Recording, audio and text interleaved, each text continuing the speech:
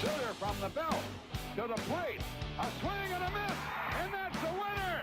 That's the winner. A World Series winner for the Cardinals. Smith corks one into right down the line. It may go. Go crazy, folks. Go crazy. It's a home run, and the Cardinals have won the game by the score of 3-2 on a home run by the Wizard. Go crazy. Swinging a long one into left field. Adios, goodbye, and maybe that's the winner. A 3-run homer by Clark, and the Cardinals lead by the score of 7-5, and they may go to a World Series on that one, folks. What a team. What a ride. The Cardinals are world champs in 2011.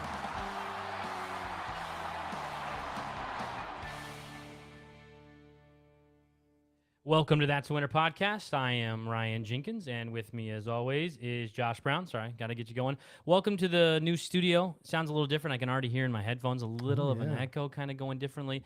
Welcome. The new studio set up. New studio. We are far from ready. As you can see, there's nothing of Cardinals memorabilia really behind me. There's some bobbleheads and things poking through, but we're not all the way set up. But You got a little bit of excuse, moving to a house Yeah. 2 weeks ago. So yeah, well, we're here. John Denton is going to join us here shortly as well. So, Josh, let's just get into, we haven't been on since, I don't know, a month and a half or more now. It's been a little while. Yeah, so what has been the most surprising thing so far for you, watching the Cardinals in spring training, and then also World Baseball Classic, watching the Cardinal guys playing for Team USA, Korea, Japan, all over Canada, all over the world. Yeah, we've got guys all over in the World Baseball Classic, which has been kind of interesting. I think surprising thing to me so far, I'm not as surprised by the hot start Walker's had. I mean, it's super encouraging to see how just on fire he's been in camp. But the guy that I think has surprised me the most really with his bat is Mason Wynn. And I'll be curious to ask John when he hops on. He wrote an article the other day about Mason, and Ollie had a lot of good quotes in there just about how he seems like he's further along both physically in his hit tool and mentally. And Ollie was talking about kind of just the confidence that Mason has. And, of course, we already know about his arm at shortstop and the defense. He's made some slick plays. But there was one game, I think, early on, Walker hit like a 430-foot bomb. It was like his first home run of spring. And then like a day or two later, Mason Wynn hit one like 435 feet. So to see a guy that's like 5'10", 5'11", with that power and the tools that he has, just with his defense and his speed, he stole 40-plus bases last year. He got caught like maybe 2 or 3 times. So he's really, I think, been more the bigger surprise of camp to me so far. What do you think? Well, there's no chance he makes the team. Oh, no. Right? Yeah, and because a lot of people have put out who their best lineup is, and a lot of people include Wynn, which could be accurate, but he's not going to make the team out of camp. Jordan Walker, now, I don't understand how you cannot have him on the team coming out of camp. Yeah, I mean, if camp were to break right now, you'd have to. Have to, 100%. Have to. And I think the debate with that, and I'll be interested to ask John when he hops on, is, it's not like because Walker makes it, Carlson doesn't get any more starts, or O'Neill doesn't get any more starts, or Newtbar, right? Like, those guys are still going to get plenty of starts. I think the people that you need to think of as the odd man out, if Walker does break camp, to me is 2 guys. It's either going to be Juan Yepez or Alec Burleson. And I think right now Alec Burleson is probably the guy on the outside looking in. And if he is, then you need to look at packaging him in a deal with somebody to probably go after starting pitching is what I would think. What do you think? Well, don't you think the possibility of always leaving that open for injury? I mean, because O'Neill obviously we still got 2 weeks of spring, right? But you leave O'Neill usually has gotten injured frequently, so that leaves the possibility. But yes, I think Alec Burleson is obviously the last man out. But one of the most surprising to me, I don't know if surprising or is thank you for coming around, is Nolan Gorman. And how good he's played defensively, and also how well he's done at the plate. I think today the Cardinals posted his OPS is like 900 or almost 900, and then obviously Donovan as well, who has 4 home runs in spring now, I do believe, and he had 5 for the St. Louis Cardinals all of last year. So what do you make of those 2 guys vying for the same position, really? Yeah, Donovan. I mean, that's true. The power stroke from him has been really surprising this spring. I think he leads the Grapefruit League in home runs right now, which is crazy. And he had 5 all of last year. Yeah, the and he's entire already year. got 4. And it's interesting because his swing doesn't look that much different, but a lot like Lars and some of these guys have gone to driveline. He's worked on the bat speed, he's worked on the exit velocity, and it seems like he's paid off. It looked like early on he might be sacrificing batting average for the power, right? But I think his batting average now is back over 280, 290. He's still drawing his walks. So if he's a guy you throw in that can literally play everywhere, I mean, he won the utility Gold Glove, can do that and still provide you with some pop, some on-base percentage, I think that's super exciting, man. I mean, it opens up. I honestly think it opens up more playing time for Gorman because Donovan can play everywhere, and you can use him as that super utility. You can use him to give Nolan a day off, or you can use him to give, O'Neill a day off in the left field if you want O'Neill to DH one day, or whatever it is. He can play everywhere, and Tommy Edmonds is going to be penciled in at shortstop right now. I do think Mason Wynn is the long-term answer Absolutely. at shortstop. So it would not surprise me even if a year from this day, we're talking about Mason Wynn's your full-time shortstop and Tommy Edmonds back at second base winning Gold Gloves. But then what happens to Donovan and Gorman? I think Nolan Gorman is a long-term plan for this team. I think Donovan was kind of like, surprise. He's surprised. He played well. And then I feel like they would rather have power, but he's shown power this spring, but they'd rather have power in Nolan Gorman than they would Donovan, especially if Nolan Gorman can play second base the way that he has this spring. Ollie Marmol had said that they're going to try and get Nolan Gorman in places all over the place too, playing some third base whenever Nolan Arenado has days off and things like that as well. So I think that is something to look for. Do you think Nolan, who starts on opening day if it's a right-handed pitcher? Man, I think right now, it's got to be Gorman because he's torching the ball too. I mean, he's stinging the ball. It's not just like swing and miss. It's not strikeouts. It's today he had 2 singles and 3 RBI, I think, or something like that. Yeah, he did. And 2 singles that probably wouldn't happen. Right. And this is going to be the same case for Matt Carpenter, Joey Gallo, some of these guys. Right. 2 singles that would have been singles if we didn't have the shift, right? But that's gonna help him as a pull guy. But he's also shown that he's got power to the opposite field too. We saw that a lot last year. And so I think, right now, opening day, I think you've got to pencil him in at either second base or DH if it's a right-handed pitcher on the mound. I don't know who else I would rather want. Okay, but one of those two. Let's say he goes DH. Then who are you losing in the outfield? Because you got to then bump. If you're gonna, if you're going to have Jordan Walker on the team, he needs to play. And Mo said that. They've said that about their young guys. The same thing when Carlson came up. So who's the odd man out? He's not coming up if you can't play every day. Because if Gorman is DHing, then one of the outfielders got to sit, right? If Gorman is at second, then Donovan can be your super utility guy, and Walker can DH, or O'Neill can DH, or Lars can DH, and they can rotate however I think they that's like what they're to going to do. I think in this scenario, if you're talking about a right-handed pitcher on the mound for opening day, I think the odd man out would probably be Carlson. Yeah. Because that was his weak point last year. It was left-handed hitting, a batting against righties. Now he's played well. He's got as well. 3 home runs this spring, and they're all left-handed. So it's a good problem to have, man. I mean, it's encouraging that all these guys, Gorman, hey, you can't hit the high fastball. You need to work on your swing. Come back. He's killing the high fastball now. You can't beat him there. Carlson, you need to gain some weight. You need to put some muscle on and be able to hit consistently left-handed. He's been doing that. And the only problem with Carlson and DeYoung today, who is a late scratch, is apparently they can't throw the ball right now because they've got arm fatigue. So I think, it's really simple for me right now. Like, who would be, the starters or who would be the odd man out in terms of starting in the outfield right now? I think it's got to be Carlson because he hasn't even, I think today or maybe tomorrow might be his first day, back out on the field playing defense to be able to throw. Right. And we don't know much about that except that he's what was the issue? What did they say exactly? They said arm fatigue. Fatigue, right? Same thing with is that a Paul dead DeYoung arm too. type thing? I don't know. I don't know what I mean. They haven't elaborated on it a whole lot more. Seems weird, and it doesn't seem like it's a Bryce Harper thing where he's gonna have to get Tommy John. But where did it come from? Like, I have no idea. Did he throwing too much, throwing too hard from center field, trying to hit? Maybe he let one loose early on. Like, I don't get it. Look, man, that's how Burleson injured himself last year. Was it Burleson? Throwing Yepes from right field for a while. Yeah, from right field, and then had that similar thing. So Is that what we're talking about? But he can still hit, but he can't play the field. That's what it seems like. So maybe it is more of a Bryce Harper thing, which is concerning as well because He'd really be the odd man out then. Because Dylan Carlson's best attributes should usually going to be in the defensive way, but they've also talked about exploring different center field options. So let's transition of who's going to be your starting center fielder on opening day. I think that's the fun question with the outfield right now. You've got Tyler O'Neill, who's been playing center field for Team Canada, right? Who just got waxed by Team USA last night. 12-1 run rule. O'Neill was trying to throw out Goldschmidt, some of those guys home with some base hits up the middle. Was not close. Not because of him, just because they were stinging the ball everywhere. He's been playing center field.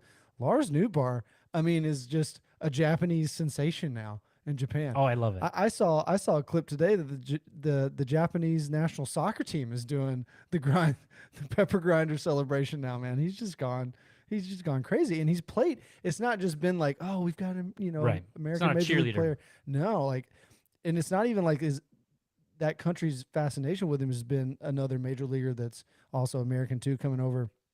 He's played really well. Absolutely, he's been a huge part at the top of that lineup. Yeah, been a huge part of the top of that lineup, getting base hits, driving in runs. Every time Ohtani's driving in runs, Nootbaar's there at home plate, doing the pepper grinder celebration on his home runs and RBIs. And he's made some just sensational catches in center field, man.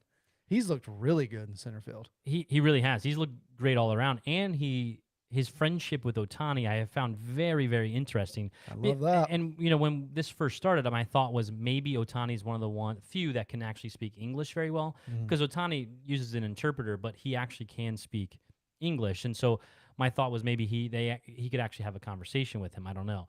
But do you think that their friendship has anything to, is that recruitable? We're friends now. You want to come? Would you be interested in coming to St. Louis? Obviously it comes down to dollars and cents on the DeWitt side, but he will be a free agent next year or the year after. I think next year. I believe it's this coming after, off season. After this season. So is that a thing hey, Newt here, remember me? We had a good time. Is that something that you think is real benefit at all? I don't think it's going to have that much weight. Yeah. Unless Nootbaar can convince, the DeWitts to, money aside, shell out $500 I know money is a huge He'll part. be like, I love you, Newt. We can still be friends. We'll catch up in the offseason. But do you think these guys make Yankees decisions? just gave me $500 million. Right. Do you think guys make decisions based on who they have fun playing the game with? Because Newt is a different guy that they've even said, I think even John Mozeliak said last year, maybe it was our Ollie, said, we had to say, okay, Newt, let's calm down. It's the third inning. Just chill out a little bit. And some guys love playing with that type of guy. Yeah. And maybe Ohtani really does like that because being in Anaheim has probably sucked, really. They haven't won had a lot dang to celebrate thing. about. Yeah. And Trout is not that guy. He's not this jovial person. And there's obviously Goldschmidt coming on our team, in the event of coming to the Cardinals. But you have, Lars Nootbaar. Arenado wanted to come to St. Louis because of the pedigree of the team. Yeah. And but on that end, too, I'm sure Paul Goldschmidt being here kind of made that decision more of a want for Nolan, too. Right. They were already kind of, mutual friends and played in the same division, obviously. But now you're talking about another superstar player, though, too, which obviously Nootbaar is not. He hasn't proven that. Sure. But, I remember Goldie's first 2 seasons with us, pretty stoic. He's very Mike Trout-like, just goes about his business. But last season, man, he's laughing. He's just really getting into it. I think Nootbaar had a lot to do with that. Nolan's talked about how he loves Newt's energy too. So it could weigh into it. I think the money's obviously going to be the main factor. Well, absolutely. But also winning has to be a part of it as well. Well, we have John Denton now. Let me pull him. Hey, there we go. Let me pull him up here 1 second. John, welcome to the show. How you doing? Thanks for having me, guys. How are you tonight? Good. I bet you're having a little better weather in Florida than we are here in the Midwest. If my tan doesn't give it away, we've had sunny skies every day, so we need some rain down here actually to knock down the pollen. But, yeah, it's been 85, 88, 87 degrees every day. All right, I'm sure that's exactly what people in the Midwest want to hear. That's got to be a rough life. We dealt with, 25, 26 and some snow today, so that was fun. I'm allergic to that. No thanks. Yeah, yeah. Well, hey, thanks for jumping on with us, John. You know, you and I had a chance to meet a little bit at Winter Warm Up back towards January. I had a chance to go to that writers roundtable with you and Derek Gould and Katie Wu and Jeff Jones. Katie and Jeff as well, friends of the podcast. We've had them on, so we're happy to have you on as well. We're just trying to make our way through all the writers, just all the beat writers, and get them on here at some point with us. But we're happy to have you on, man. We were just talking about Jordan Walker, obviously how much he's impressed at camp. I wanted to shout you out because you were talking about this at that writers roundtable back at Winter Warm Up, and he's making you look really good right now. You said then, hey, this is going to be a legit competition. Jordan Walker's like, he's really going to get a chance. And you were saying then he's the real deal. I know you talked about you had a chance last year to go down to Springfield, watch him for a game, write a story, talk with him. And you were talking about in January, this guy's the real deal. He might not be, 40-plus home run guy right away, but he's going to be like 25, 30 right out the gate. And what's impressed me so far with him this spring is not even just the power, because he's such a big guy, but he looks like a pure hitter. I mean, he's going the other way with pitches. He's making adjustments on the fly. That game the other day when he started against Garrett Cole, I think Cole struck him out, which he was striking everybody out, right? It's Garrett Cole. But he struck him out, I believe, on his first at bat. It was an inside fastball, 98, 99, and just blew it past him. Second at bat against Jordan, he tried to do the same thing, and Jordan smoked a 108 mile per hour, line drive to left field. What's been most impressive to you about Walker so far this spring? Josh, I mean, you kind of nailed it. I mean, he's not just a 500-foot home run guy. He's not a one-trick pony who's going to mash the ball over the fence. He's a guy who's going to go the other way. He's a guy who's going to spray singles all over the park, and then he's going to hit one 470. I think that's blown the Cardinals away. If you look back at his season last year at Springfield, he hit 300 every month but one last season. Wow. He's a 300 hitter who also is built like a tight end, who also runs like a wide receiver, who also had a 3.9 GPA and a scholarship offer to Duke, who also has a mother who went to Harvard and a father who went to MIT. I mean, guys, it's like he was created in a lab somewhere. and you hear him talk. He's so smart. He's so humble.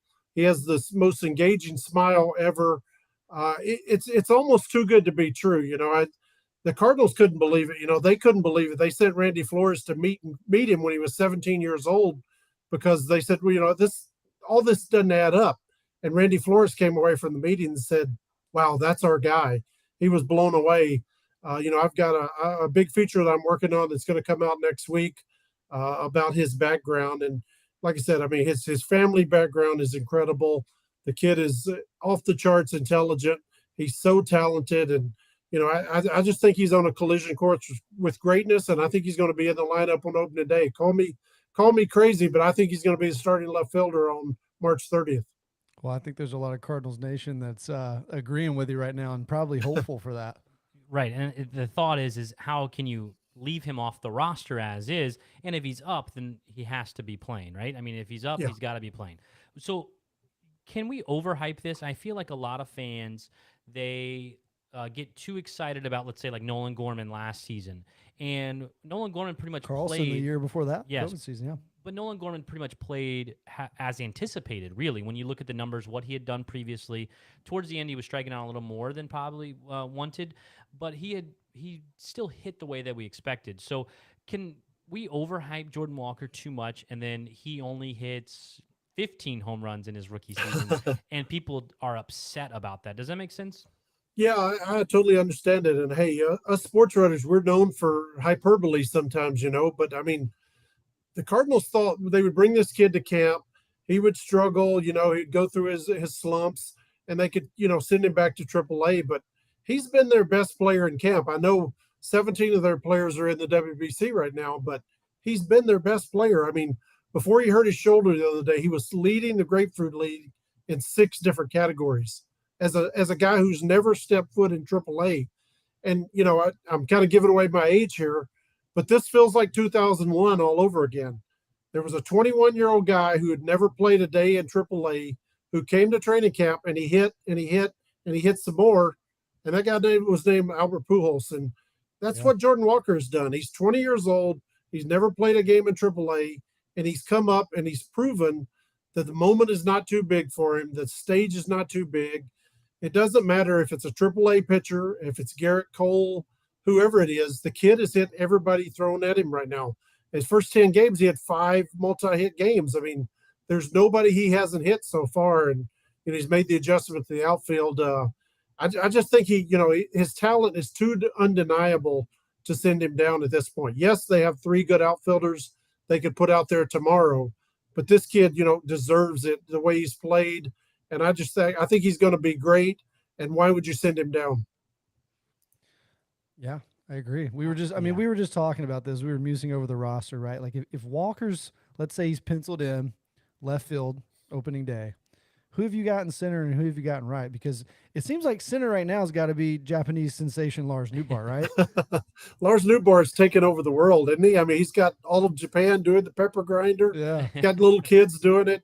Lars is just a sensation. I think if I had to do a lineup today, I would put Jordan Walker in left. I would put Tyler O'Neill in center, and I would put Lars Nootbaar in right. Dylan Carlson, I wrote a story about how he was eating 4,500 calories a day.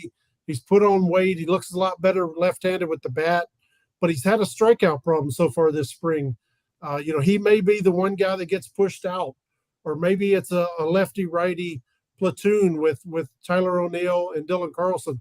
I still think deep down that Dylan Carlson's the best center fielder on this team, but Tyler O'Neill may offer the best package. So if I was guessing today, I would say that it would be O'Neill in center, Nootbaar in right, and Jordan Walker in left. I think that's a good bet. I mean, we were talking too, John, and better than we do, obviously. Dylan's been, probably about a week now removed from even being able to play the field. He's had some arm fatigue. This isn't as serious as something like Bryce Harper getting Tommy John surgery, right? No. This is, a guy who just showed up and, he worked a lot in the weight room this offseason. He worked a lot hitting the ball, but maybe he didn't throw as much as he needed to coming into camp. It's kind of the same with Paul DeJong. Paul DeJong has been in Jupiter since November, but he's been retooling his swing, working in the cage every day, and maybe you don't throw as much as you need to. And, this thing happens. Every team in Major League Baseball has a guy or two who kind of has some arm fatigue. And, this time of year, you just shut them down, you let them DH, and they get over it in 3 or 4 days. It's no cause for alarm whatsoever with either Paul or Dylan. So bringing up DeJong, which, he's been kind of a black sheep lately, especially among Cardinals fans on Twitter, as I'm sure you know. John, is there any situation in which this year winds up being maybe almost like a Dexter Fowler type, divorce of these two players? Like, do you see that as a possibility, the Cardinals eating his salary? Would it have to be like injury plagued again, just really struggling, make a trade with him somewhere? Can you see that happening with Paul? Or are they really just, it seems right now like they're penciling him in as the backup shortstop and maybe a guy who can play some second or third every once in a while. Yeah. Everybody who knows Paul DeJong is pulling for Paul DeJong. Like, he is the best guy in the locker room. He's so nice. He's so, all about the right things. Paul just needs something to go his way. Like, he's a guy who had 30 home runs at one point in his career. You keep thinking he can find this again, and he's put in the work. He made serious changes this offseason, and his swing does look better. They know he can field. They know he's solid at short. I'm surprised they haven't played him at other positions. I really thought with Nolan Arenado gone, I thought he would play some third. I thought he would play some second in this camp, but he's only been at short and he hadn't been there much because of the arm injury. They know what they have in him defensively. Now, if it goes bad the first month, the first 6 weeks, maybe they cut bait with Paul and let him go and, give him a fresh start somewhere else. But he's going to get the first shot because he can defend. They know what they have in him. They can trust him at shortstop. If he'll just hit, he's fine. We laugh sometimes. People in St. Louis has the best fans in baseball, but they tend to focus on the 25th and the 26th player when it's the other 24 that matter a whole lot more. Well, John, did I offend anybody there? No, I don't. No. I think that sensible response. Yes, but I agree with that. But I also understand sometimes that's the guy that helps you win the game. at the Sure. last, whether that's a pinch hit, a pinch run, or any of those types of options that can come down to it. So it can be very important if that guy's not hitting or that guy's not coming through. Well, let me ask you this, John. Who so far in camp has been surprising to you? Maybe it's someone we don't know about, don't see a lot, or even someone in the Baseball Classic that has done more than you expected for the Cardinals, or just some obscure player that we don't follow very much, from the Kind big of league side. kind of piggybacking on that last question. I mean, Mason Wynn, if Jordan Walker's been the most impressive guy at this camp, Mason Wynn might be the second most important guy. Like the impressive. They knew he had the 100-mile-an-hour arm. They knew he had the flashy glove. They had no idea that he would be hitting opposite field home runs or that he would hit a 435-foot home run. Now, people will say, okay, don't put Paul DeYoung on the roster, put Mason Wynn on the roster. Well, that's not going to happen. If you have a guy like Mason Wynn, you want him playing every day. You want him out there 5-6 days a week.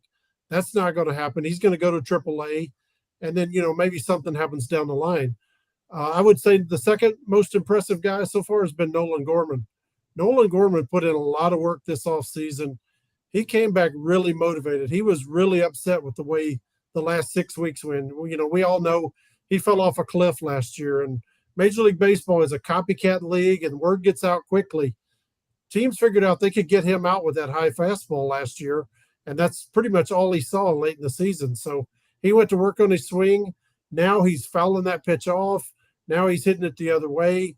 He's really made huge strides, and like you see now, Ali Marmol is getting him reps at third base.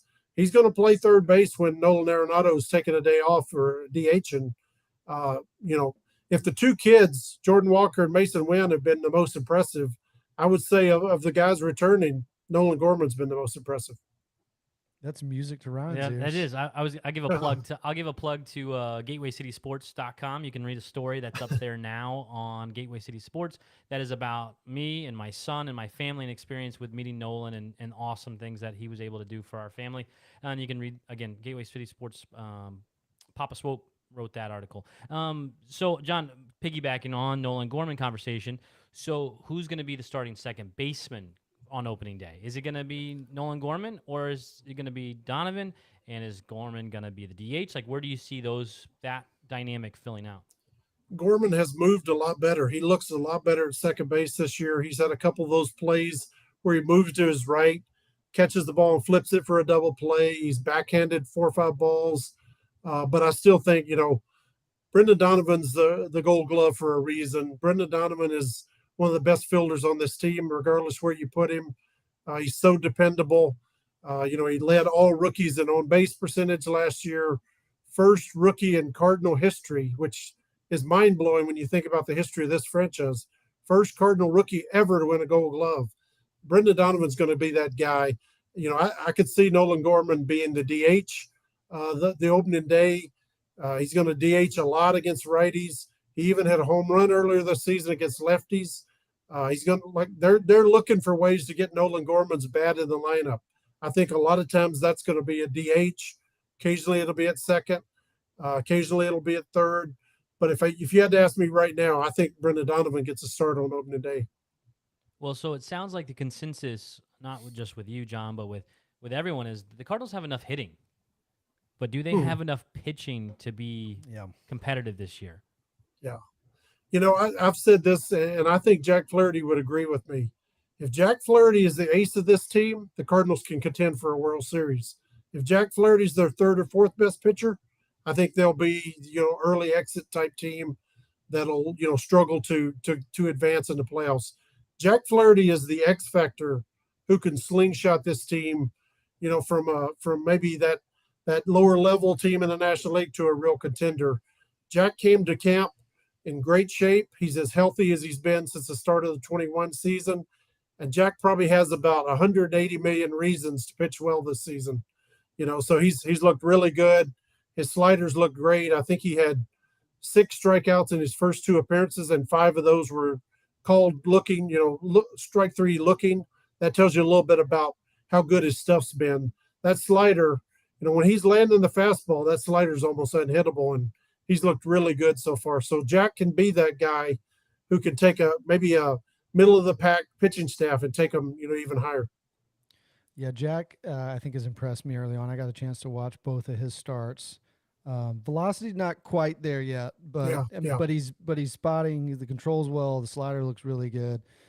Steven Matz the other day, he's looked really good coming back. He was throwing 95, 96 already on his sinker. He's another guy. It seems like if he can stay healthy, he's gonna be a huge factor in the rotation. Somebody we haven't talked about yet, that there's been plenty of panic on. It seems like on Twitter lately is Adam Wainwright. As I'm sure you know, he had a couple outings in spring where the velo was down. His first start in the WBC against Great Britain, results were good. He went 4. He gave up just 1 run. I think he had a couple strikeouts. Velocity still wasn't quite there. I think he had a couple of 87 mile per hour sinkers, but he was still in that kind of 85, 84, 86 mile per hour range.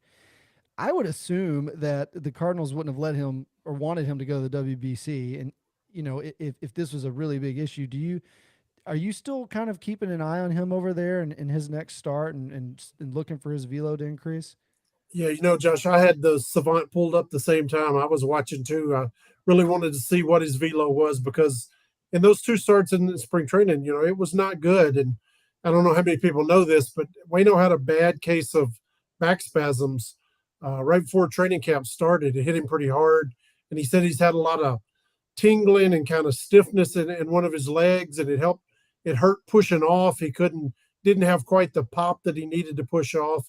We all know Adam Wainwright's days of throwing 93, 94 are over, but he's at least got to get to that 91, 92 range. He thinks as he builds up over time, he can get there. If anybody can figure out, it's Adam Wainwright. You just worry about him trying to survive at 86, 87. That's going to be kind of tricky.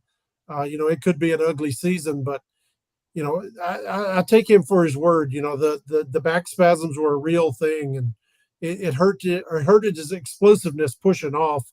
And we'll be watching again. I like the way he rallied. Unfortunately, he doesn't get to face Great Britain when he's playing in the National League. But I will be watching his next start to see if he can get to that 88, 89, 90 range at least.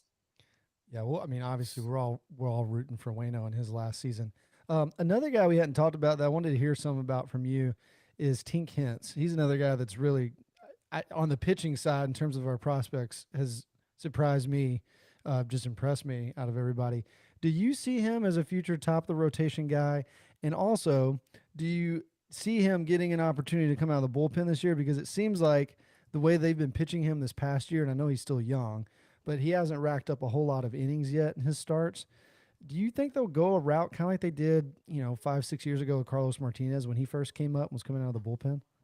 I think that's a good comparison. It's his stuff is electric. I think he's got star written all over him. I mean, here's a kid who's 20 years old out there in spring training games.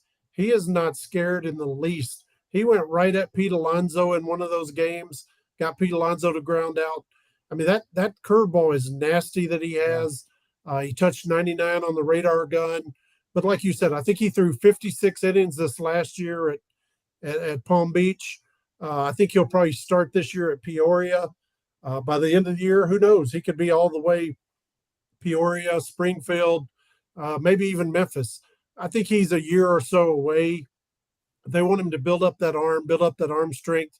But I think the kid has absolutely electric stuff. I mean, that's how Ali Barmal categorized it, electric. Like his arm is electrifying. And even at 20, he's not afraid. He's out there, pitching with more confidence than anybody. And I'm going to be so excited to watch him because Tink is a good guy, and he knows he's good, and he'll tell anybody out there that he's good and he's going to be great. So it's going to be, unreal to watch his growth over the next year and a half. And I don't think he'll make an appearance this year, but I think he could be a guy in that starting rotation next season. All right, John. So a lot of times what we like to do is whenever we have people on is not only just talk baseball, but also ask about other things and learn about the writer, because not everyone gets to know about you and your story and, how long you've been on the beat and where you came from, who you grew up rooting for. And we've talked to Katie and Tim McKernan and Jeff Jones and a lot of guys people we've had on the show. And we just like the audience to be able to get to know you a little bit. So, how long you've been on the beat? Where can people find your writing? All those types of things, so we can be able to give you publicity as well. This is my second year on the beat, but don't let that lead you into believing that I'm like some young guy or anything. You see these gray hairs down here. I actually covered the NBA for 24 years. I worked in Orlando, covered the Orlando Magic there for a long time, covered them in the finals. But if you guys can't tell by my twang, Josh and I kind of sound alike. Oh yeah. I'm from West Tennessee. I'm a guy who grew up, like a lot of your listeners, a Cardinal fan. My grandfather was a Cardinal fan. My father was a Cardinal fan.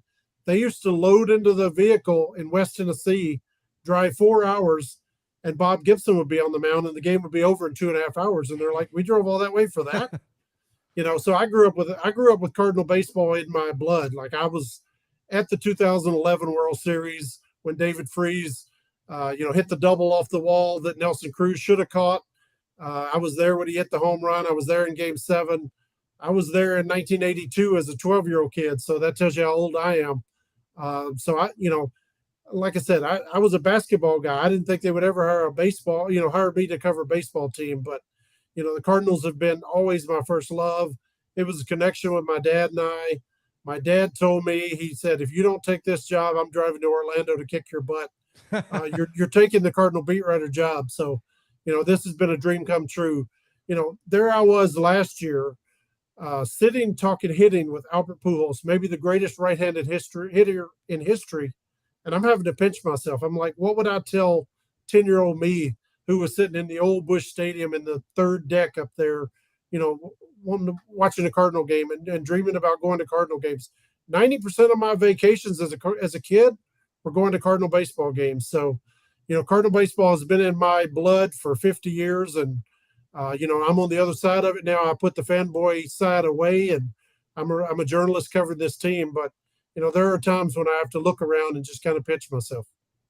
See, that was my favorite answer the whole day, over the whole thing. Yeah. See, that's what people want to hear about.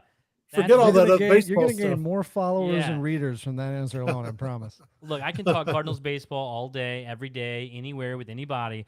But like the stories that people tell us about their even Katie, when not being a fan, when she said Buster Posey's a Hall of Famer, and I declined. I disagree. Her favorite player is like Barry Zito, which is like my nightmare. But like I still like to hear those stories, and and how you get a part of your baseball fandom. Like I was at the World Series in 2011 as well. It's just like those memories are forever, even if you're working, but you weren't even working. You were just there as a fan, which shows awesome. And I love the story of your dad.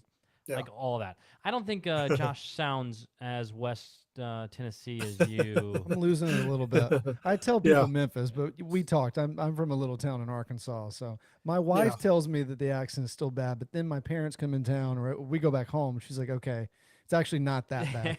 Yes. Sometimes I go back home and my ears bleed from the way the English language is kind of butchered. But I'm a Tennessee boy at heart, always will be. And hey, West Tennessee is big time Cardinal country. And, I absolutely love the That's a Winner podcast. Like, I was the kid who grew up listening to Jack Buck, laying in the bed, waiting for him to say that's a winner. It still gives me chill bumps to hear that's a winner.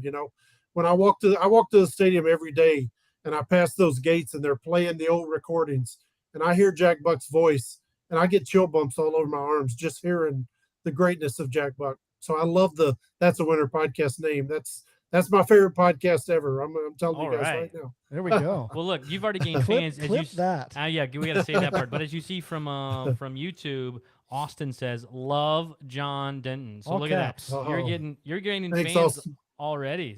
So The check's in the mail, Austin. I appreciate it.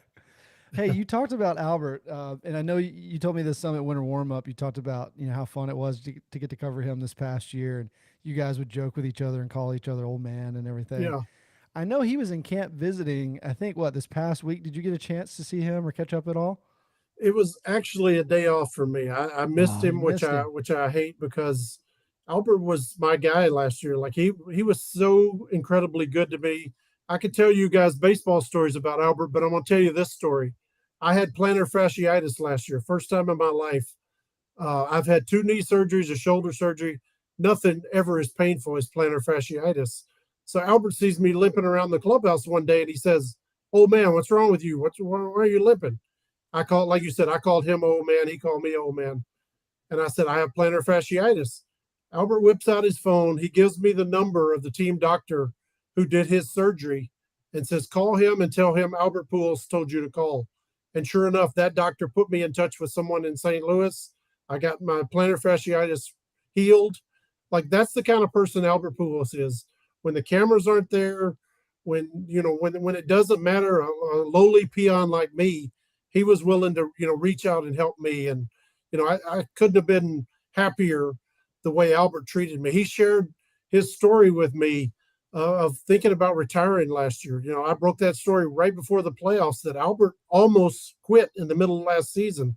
People talked him out of it. He was struggling so bad in April and May, he thought about walking away. Albert trusted me with that story. When I went to him and I said, "Let me get your memories of your first home run, your 100th home run, 200, 300, 400, 500, 600. Albert gave me like an hour's time talking about that story. So, I couldn't be happier with the way Albert Pujols was. And I just want people to know, as great as he was on the field, he's as good a person away from it too. That's awesome. Well, It doesn't surprise me with Albert, honestly, all the stories we've heard.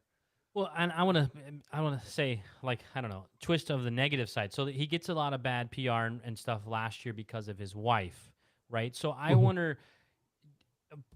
This is rhetorical if you don't want to answer, John. But is this bad PR that he got because of the wife? Is that just something that was stewing for a long time and that we just don't know the full story? And I think because people just make up their own what really happened, and it gives people like a bad rap, if that makes sense. Because everything I've seen and everything like you talked about has just been an A+ human being.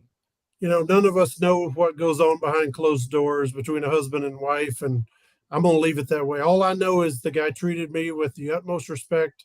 I was a guy who was a basketball guy, and Albert wanted to know about Kobe Bryant and LeBron and that sort of thing. And he trusted me with some of his best stories, and he treated me with tremendous respect, and I'll never have anything but admiration for the guy. He's a Hall of Fame player, and he's a Hall of Fame person. Awesome. Love to hear that. We got another comment here from NY on YouTube. John's done a great job with the beat. Appreciate all of his updates. Man, did you just send the link out to everyone, that all your family, and get them these are my family members who are commenting tonight. Well, let me ask you about Tennessee again. So we had Logan Sawyer on the podcast whenever he signed, and he's from Tennessee. So I was wondering any updates on him, and if you've seen anything with him in camp. I haven't seen anything much because he's not been with the main club. So I just wondering if you have any details on his from Twitter fandom to then he signed with the Cardinals. Yeah, he's got quite a story. He's a guy who basically took his videos and sent them around to all the teams, and he's getting a shot now in the minor leagues. And actually, I got the minor league schedule the other day, so that's one of my my next goals is on my off day, I'm going to go to a minor league game. That will usually have like a single A, double A team game here, and then they'll play the double A, triple A, or high A on the road. So, I definitely hope to go see him. Tennessee guy, so I'll be watching closely. But I haven't gotten to watch him pitch yet. But if he wears the orange of Tennessee, I'm silently kind of rooting for him a little bit. So. Yeah, he's got a great story, and the way he throws that fastball, who knows? He could be a guy who could move through the chain quickly. Yeah, and he really believes so. He came on our podcast. He was playing independent ball where I'm from in Evansville, Indiana, and so I reached out to him, and he came on the show. And was an awesome guy. Josh wasn't here for that episode, but he was amazing. He's a man of God, and Josh and he would have just been best friends. But we're now we text now, and he's just been incredible. So a big fan of him. He really thinks that he has a chance to make the club at some time this year because of that. And so that's and he talks about being a Knoxville guy, and we're in Indianapolis, so a big Peyton Manning fan. So we talked about that. He was a really awesome guy. So we're definitely rooting for him. So we'll look for any of those updates that you may have coming forward. NY asks again on YouTube. He asks, John, what was your favorite memory of last year? I got to assume it's going to be something Albert Pujols related. Well, I mean, I could tell you as Albert Pujols hitting 699 and 700, and you mentioned Katie Wu the other day, and when that happened, Katie and I looked at each other and we were like, we both had to back away from our keyboards for a second. And said, "Wow, that just happened. That really just happened." The way that guy could just summon greatness was amazing. Maybe he didn't do it as often as he did in his 20s and 30s, but you could see that greatness was still there. The way he could, Ali Marmol put him in the third inning one time, bases loaded, pinch hit, and the guy hits a grand slam. Like it was that second half. In St. Louis, usually they don't remember seasons where they don't win a championship. For the most part, that was a forgettable season. But because of what Albert did, because of Yachty and Waino setting the record, I think that's a season that will live in a lot of Cardinal fans' memories for a long time. For Albert to get to 24 home runs at 42 was unreal. And then 699 and 700 just seemed magical. It seemed like a great guy, a great player, one last time, kind of summoning that greatness. And it was that'll go down as one of the favorite memories of mine from last season. Well, it's funny you say that. Whenever I was growing up, I was in high school when he first came up, but we would always say pause for greatness as friends when he would come to the plate, and pause for greatness, because at any moment you knew it was kind of like McGuire in those days of hitting home runs. It was like something's going to happen. I may have told this story on here before. I was having an emergency appendectomy surgery. My appendix was about to burst. Oof. And they're about to wheel me out, and Albert comes up with the bases loaded. I couldn't even tell you what year. This is probably 06, probably. And they're about to wheel me out to go to surgery, and I said, "Hold on, Albert's up." Pause for greatness. He hits a grand slam. I said, "Okay, wow. We can go now." Wow. So that's part of my memories, even in the hospital bed, about to go into surgery, just things like that. But go ahead. That's a great story. That's a great one. I like that. Ryan and I have talked about, I mean, these last two seasons, typically, like you said, when there's short playoff stint or they miss playoffs or whatever it is, it seems like forgettable years. But these last two, especially this one with Albert, but even the year before, I mean, Ryan, with the win streak, absolutely. Ryan and I were in Chicago when they broke that win streak. I think it was the 15th win or 16th win in a row.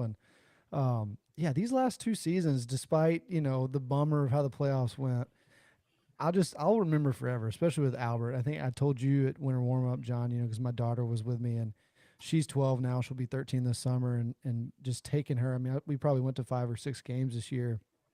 I saw Albert hit some home runs, and it was just really cool to tell her, like, I was your age. Yeah, this guy was doing this. Yes, which is just it's crazy. You can't fathom that, especially. No one, especially after the last couple of years he had, nobody expected him to come back with the second half that he had, which was just a lot of fun. We're getting a couple questions here about bullpen, which we actually haven't talked about yet. So Seth here is asking about, do you think Zuniga, I forget his first name, I believe he's playing Guillermo. with, yeah. Now, the Cardinals just acquired him pretty recently, right? They signed him. Yeah, they signed him over the offseason. He spent 6 years in the minors with the Braves and the Dodgers. And he's a bit, he's a 6'5" guy, throws really hard. He hit 102 the other day with Colombia. He pitched. He looked filthy. They're game. upset of Mexico. But I even asked Ali Marmol, who's monitoring it. He's watching it.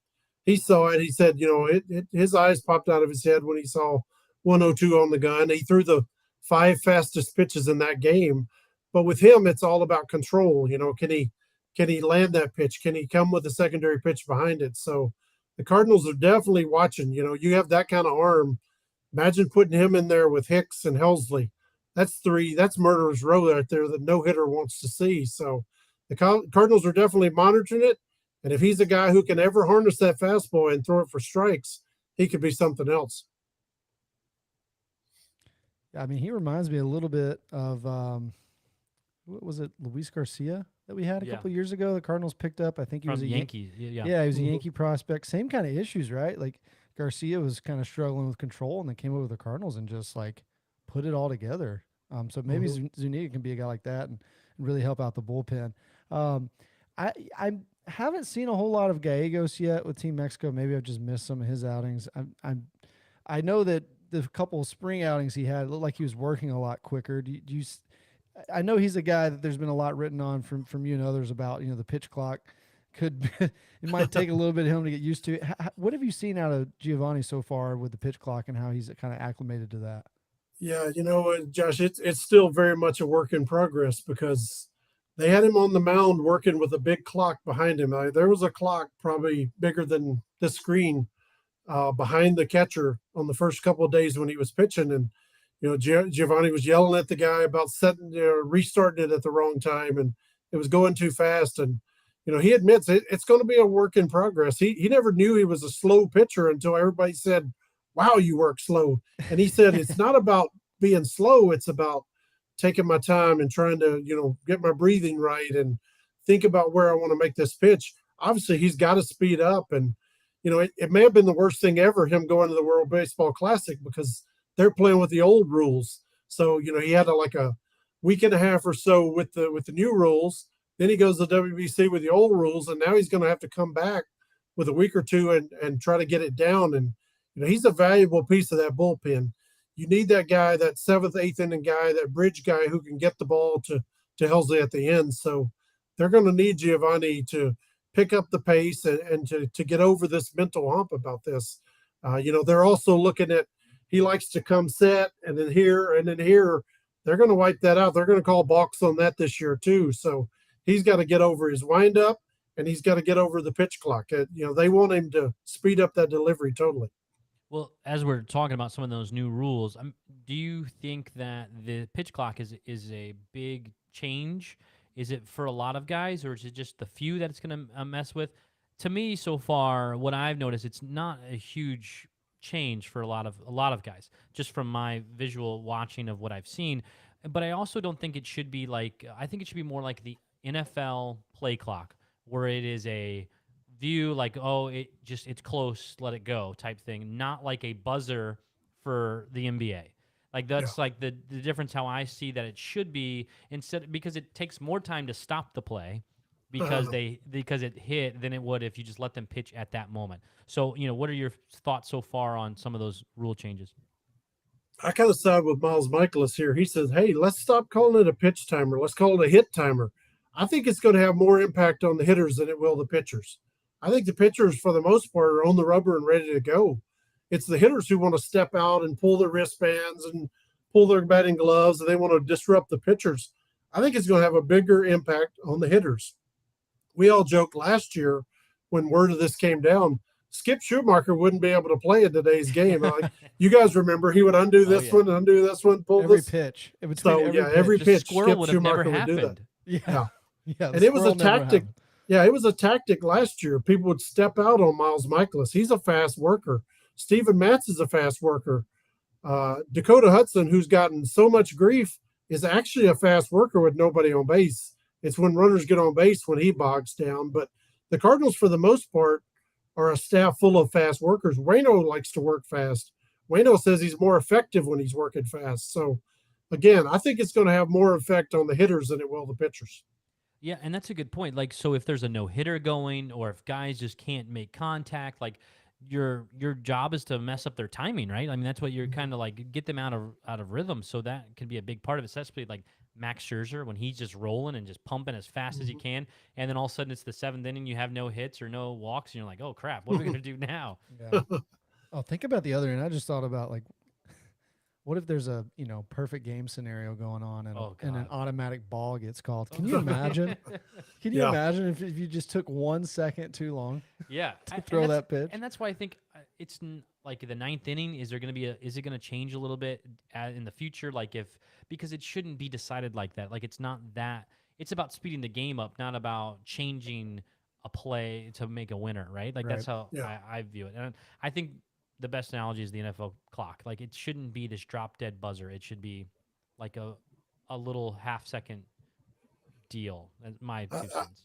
I've told people in the stadium, if you've ever gone to a football game where there was a no-huddle offense, that's kind of the way it feels now. Like, you don't have time to look away or write something down in between pitches because they're coming fast and furious. And it feels like covering a football game with a no-huddle offense. And announcers are having to get used to it. Chip Carey was telling me the other day, you don't have time to tell a story anymore. What in the world what would Vince Scully do? A guy, who would stretch out a story over a whole inning. his stories would last 3 or 4 innings in today's day and age.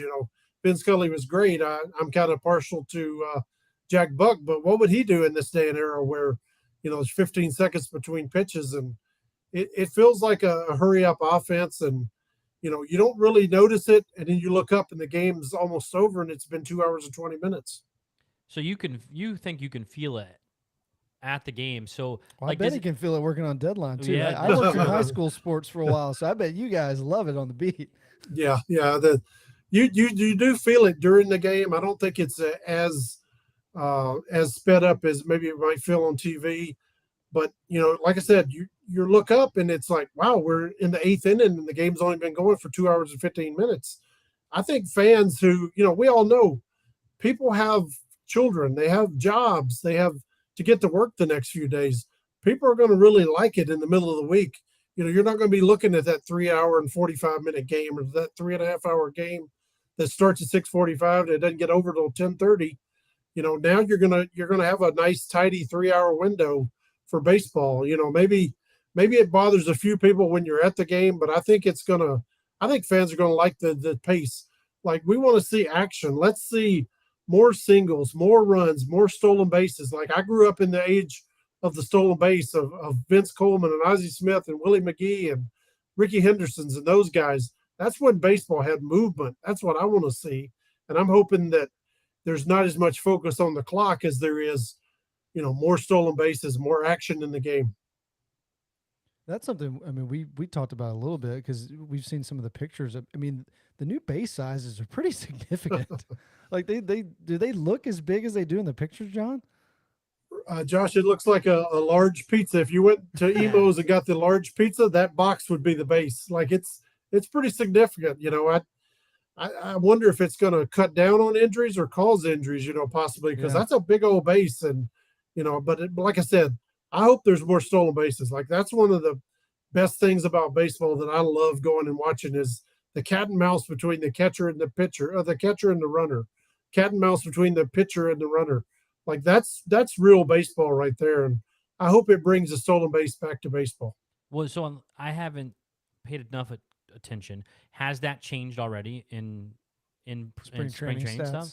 Yes. Runs are up, singles are up, stolen base attempts are up. Last season in the minor leagues, stolen base attempts were up 26%. Wow. And Major League Baseball thinks it'll probably be in the 20% range is their best estimate so far. And this spring compared to last spring, stolen bases are up some. I don't have the number on me right now, but I know it is up over what it was in 21. Mason Wynn stole 40 last year. Was that on the bigger bases? He's still like 43 or 44. What was that on the bigger bases? I don't know if it was on the bigger bases. I know it was with the pitch clock and with limitations thrown. I'm not exactly sure on the bigger bases, but you couldn't throw over as much. Yeah. So what do you think? Like, obviously Tommy Edman had a good year last year. He's stolen 30 plus the last couple of years. So what do you think this base and being able to pitch over thing may do for his running game?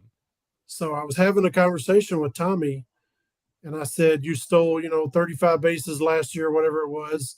And I said, stolen base attempts went up 26% in the minor leagues. And Tommy, being the Stanford guy, he figured it out right away. He's like, okay, that puts me at 48 steals for this year. He had the math already worked out in his head, like, right away. He thinks he can get to that 45, 48, maybe 50 stolen bases. With Tommy, it's all about on base percentage. His rookie year, he hit 304. His on base percentage was in the 380s, I believe. But since then, he's been in the 260s, on base percentage in the 330, 340 range. If Tommy can somehow get that on base percentage back up to 360, 370, he could be a guy who could really steal 50 bases this year. Yeah, that would be. I mean, that would be really interesting. I'm a big Tommy fan, and got to talk with him a little bit at winter warm up and rooting for him big time. I have my autographed jersey. I didn't get it hung up on the wall, but it's ready to go for. Oops, it's ready there to you go. go. It's ready. Nice. It's ready to go. Nice. It says Tommy 2 bags on it too. It's ready nice. to go. So obviously last year, we're going to let you go here soon. I know we appreciate all the time. Last year, Albert Pujols was your favorite, obviously, guy to talk to. Who's your guy going to be this year, or have you already gotten a guy that you've already enjoyed talking with and getting to know and being friendly with? more of the fan side than maybe the reporter side. Yeah, Lars Newbar, everybody loves Lars. I tell people all the time, like Lars told me last year, he said, I'm the one guy who can get under Paul Goldschmidt's skin and he doesn't want to kill me. I'm the one guy who can make Goldschmidt laugh. One guy who can embarrass him and get away with it. Everybody loves Lars. Like you said, Tommy is as nice and as smart. Like I feel smarter just talking to Tommy.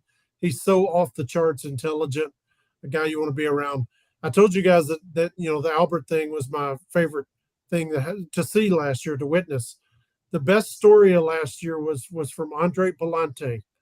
So first off, Andre Palante finds out that he makes the team. He's the last guy on the roster. He finds out he makes a team at like 7:15 a.m. East Coast time. That's 4:15 back in California. His father grew up. He bought him all the books about pitching. His dad would come home from work every day and throw the ball with him, pitch with him, talk pitching with him, study all his videos in every game he ever pitched in. So Andre, not wanting to wake up his father, texts his father and says, I made the team. Well, the 20 seconds later, the phone rings and it's dad on the other end of the line. And he says, Dad, did I wake you up? And he said, are you kidding me? I haven't slept in 2 weeks. So that was one of my favorite stories of the season. So, that sort of thing, like that gives you chill bumps when you hear that kind of story, that kind of father-son relationship, knowing that, he couldn't wait to tell his dad, and his dad was wide awake at 4:15 on the West Coast, had his fingers crossed that his son would make the team. That's awesome. Yeah, love it. See, those are the things. Again, we could talk baseball all day, but I like the other stories, the other parts The of human it. element. The human element of all of it is what makes sports fun, right? Can I give you the other Andre Palante story that I put on Twitter? But so the day Wilson Contreras he signed, had his press conference, Andre Palante came down to the press conference, and Wilson comes off the stage. He does all his obligations, and he comes out and he introduces himself. I'm an Andre Palante. I'm a relief pitcher. He says, I have a ball. I need you to autograph it, and I need you to autograph it as 2023 St. Louis Cardinal or whatever. And he wanted to give it as a Christmas gift to his buddy who's a big Cubs fan. So he was trolling the Cubs, trolling his buddy who was a Cub fan. And he actually saw my tweet. I actually ruined the surprise. The guy messaged me and said, hey, you ruined the surprise, but I still thought it was epic. And that's the kind of like low key humor that Andre Palante has. A lot of Cardinal fans were saying he was a legend after doing that to kind of needle a Cub fan. Absolutely. That's fantastic. Yeah, absolutely. We need that as much as possible. Yeah. All right, Yeah. John, we'll let you go on this one. So where do you think the Cardinals are ending up? How do they win the division? Do they Get out of the first round? Get out of the first round. Like what happens with the Cardinals? What predictions do you have? Your expertise on St. Louis Cardinals in 2023. I think they actually clinched the NL Central about 2 weeks ago, considering how the state of that division. Will the second place team in that division win 75 games? Maybe, I don't know. We all know that winning the division is low hanging fruit. The Cardinals are going to win the division just like they did last year. Like I said, is Tyler O'Neill going to be the guy he was in 2021 or 2022? Is Jack Flaherty going to be the pitcher that he was in 21 when he started 8-1, or is he going to be the guy who was hurt all the time? There's so many X factors. If Jack can be that guy, if Dylan Carlson can be the guy who hit 18 home runs in 21 as opposed to 8 home runs in 22, there's so many X factors on this team. Is Jordan Walker going to be that guy? Is he going to be the same guy he was in spring training? I think the Cardinals are going to be a good team, but let's face it, the National League is an arms race right now. The Phillies are spending money it's going crazy. The Padres are trying to buy every player out there. The Braves, the Mets have a $300 million payroll. Like the National League is an absolute gauntlet. The Cardinals can be better and still get eliminated in the first round of the playoffs.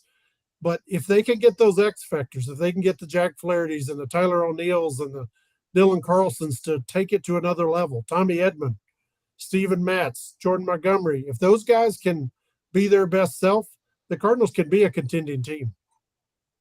Awesome. All right. I Well, didn't John, really go out on a limb there, no, but you didn't go on a limb. That's fine. And I don't think that you have to spend all this money, and I think the DeWitts agree, to be even compete with those teams, because I don't even think the Mets are the best team in their division, and they've spent tons and tons of money. Let people know where they can find all of your stuff, your Twitter, your MLB.com, like everything that they can be able to find and read your stuff. yeah, my stories are on MLB.com and Cardinals.com, every day during the season. And I also do a newsletter that comes out twice a week. You can go to MLB.com, click on your favorite team. There's a listing there. Click on Cardinals. You'll get my newsletter that comes out. I'm able to kind of give a side of these players away from the field. Last year, I found out that Tyler O'Neill can play the classical piano. Tommy Edman can do a Rubik's Cube in 60 seconds. Like weird stuff like that you would never learn about a guy.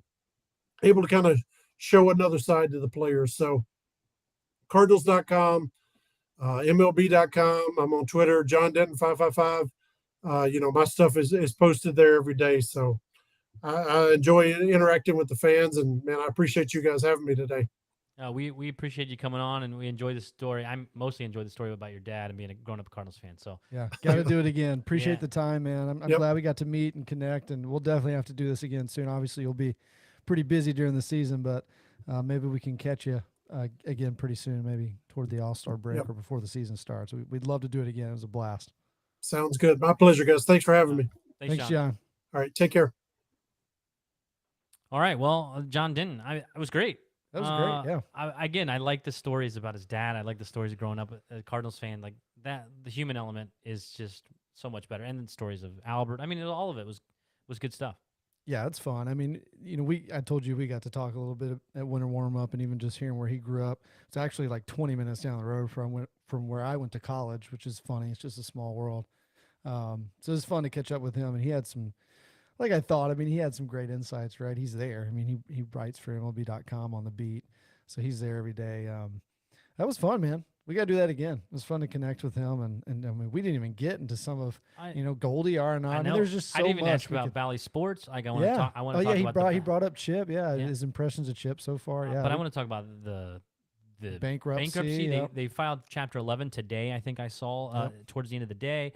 It sounds like the Cardinals make them money. So they're like trying to hold on to the teams that make the money, but I don't think that's really going to work out that way. But we had a lot of questions, so we didn't get to everybody. Like I can scroll and just see a bunch of questions. Expectations for Carlson. Do you think Wilking Rodriguez makes the team? I haven't seen, and I know he was somebody that they got in the Rule 5 draft, so they've either got to from my understanding is they either got to put him on the 40-man, take him, opening day, or I think they just lose him essentially. Okay, yeah. Will King Rodriguez. I don't know. Look, I got to be really, really honest. I don't really intently watch spring training. Yeah, and I don't intently care about the WBC either. Like in the off season, I just don't like it. It doesn't get me going. Like now, I went to spring training like 10 straight years and went down there and enjoyed it. Like went on vacation at the same time. Like in that part of it, but like I don't get my jollies just like digging into who's gonna make the team, who's gonna do this. Like it just doesn't do it for me. But I like to talk Cardinals baseball, and so like that's the big part of it. And opening day. Like I live for opening day. Yeah, and we're getting close to that.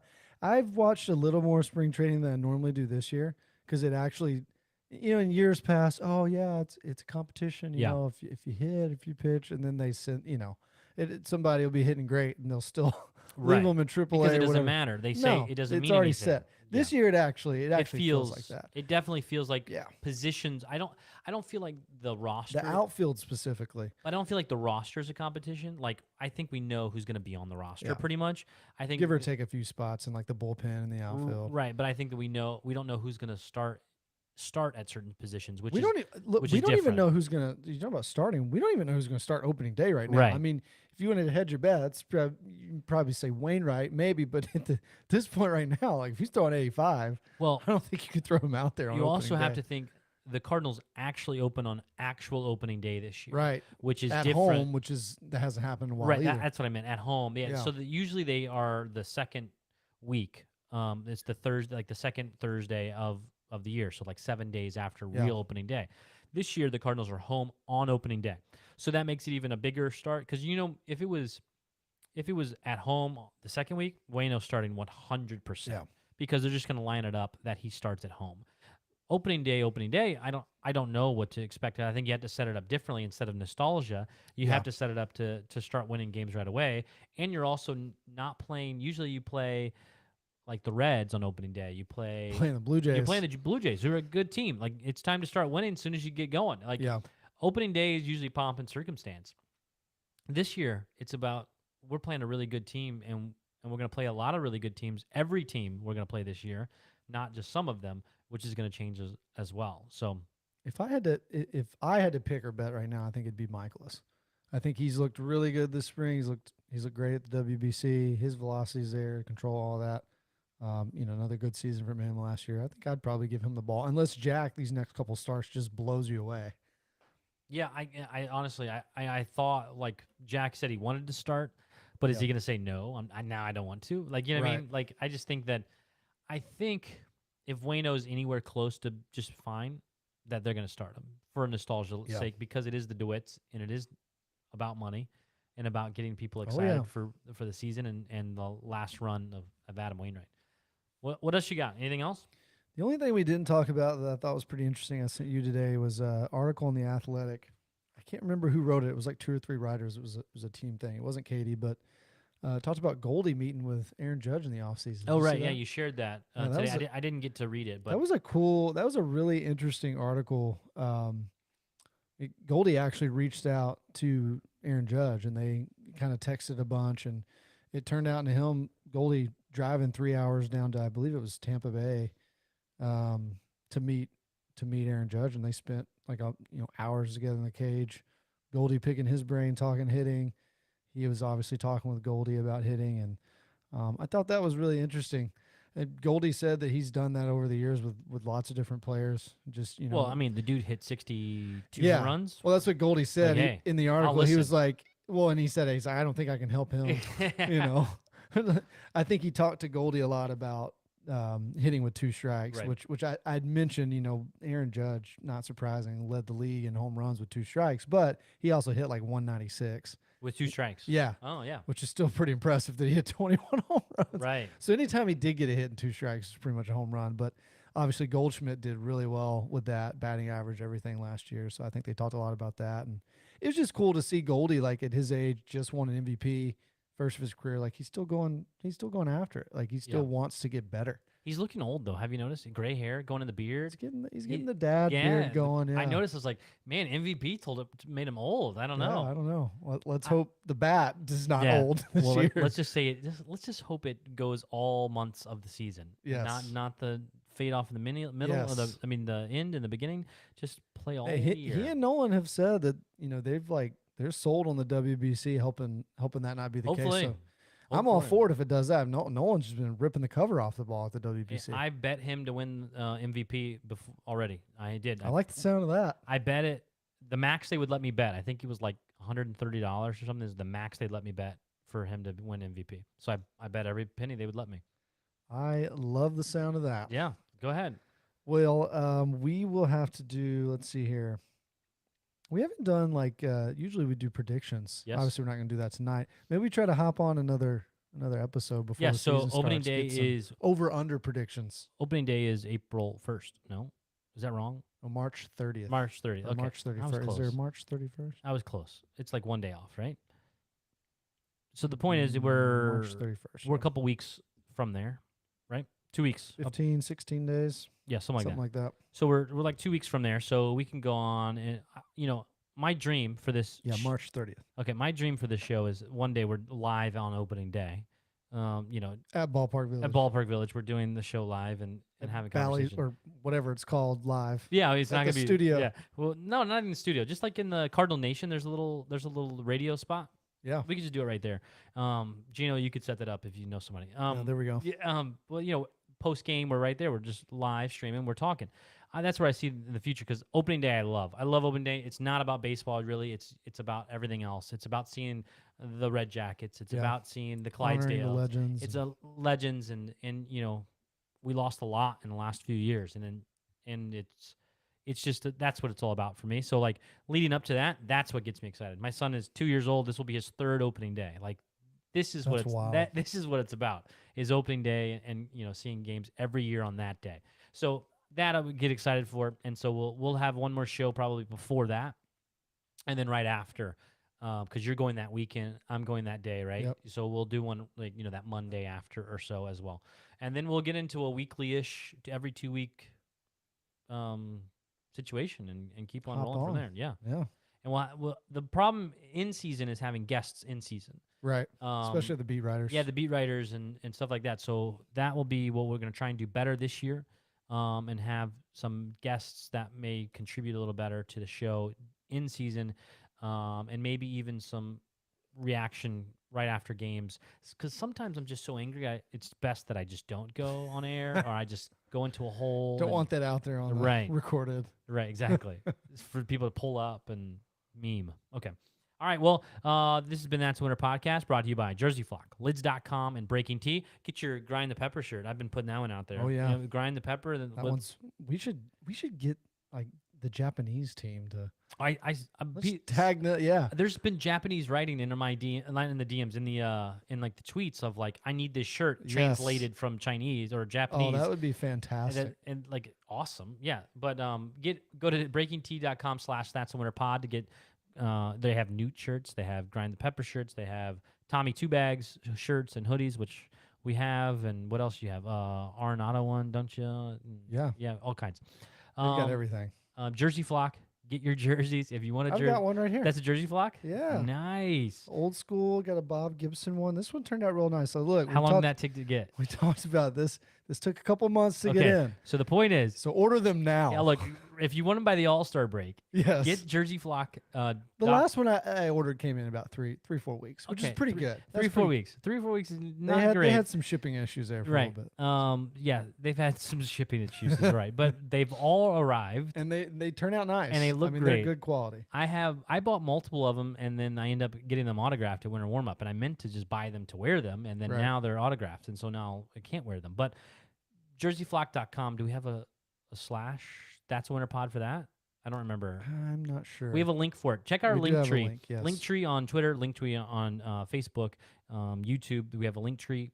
Use the link tree and use those to be able to find all of our links. Anything that you do there supports us. We get a little kickback for all those different things that helps us and helps buy all this equipment and everything that we're able to do. And this room, it's the first episode here.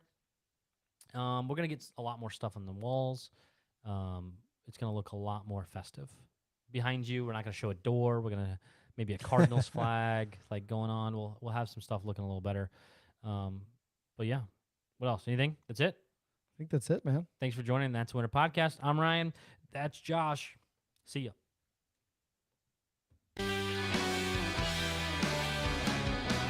Shooter from the belt to the plate. A swing and a miss, and that's a winner. That's a winner. A World Series winner for the Cardinals. Smith corks one into right down the line. It may go. Go crazy, folks. Go crazy. It's a home run, and the Cardinals have won the game by the score of 3-2 on a home run by the Wizard. Go crazy. Swinging a long one into left field. Adios, goodbye, and maybe that's the winner. A 3-run homer by Clark, and the Cardinals lead by the score of 7-5, and they may go to the World Series on that one, folks. What a team. What a ride. The Cardinals are world champs in 2011.